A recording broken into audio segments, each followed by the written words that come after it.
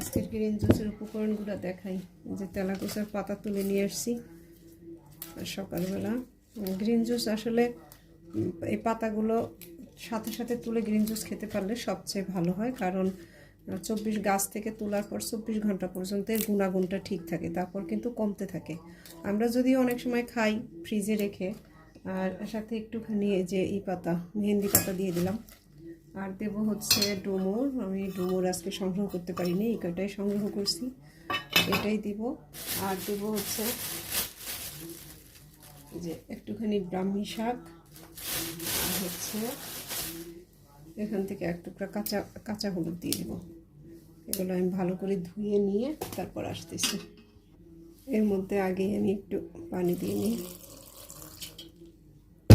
তারপর এটা আমি ব্লেন্ড করে নিই। সব ব্লেন্ড হয়ে গেছে। এবার সেকে নেওয়ার পালা।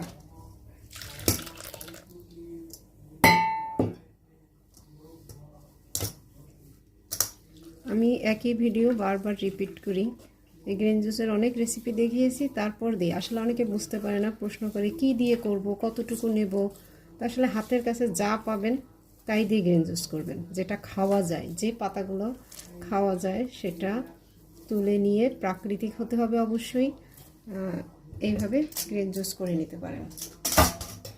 এর সাথে আমি যেটা এখন, এটাই কিন্তু যাদের কাছে অন্য উপকরণগুলো নেই তারা ভাববেন না যে এটা খাওয়া যাবে না, এটাই খেয়ে নিলেও আপনি অনেক উপকার পাবেন।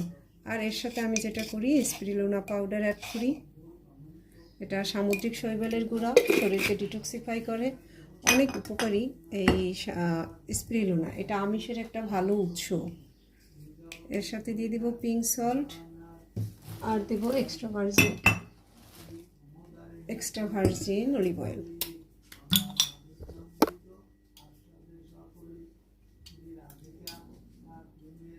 যেহেতু ভিটামিন তেলে দ্রবীভূত, তাই আমি এটাতে একটুখানি অলিভ অয়েল দিলে এটা হজমে সাহায্য করবে।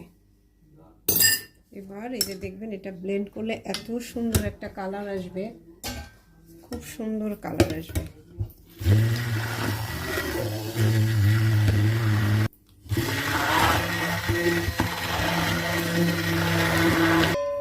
গ্রিন জুস রেডি, ঢেলে নিচ্ছি এবার।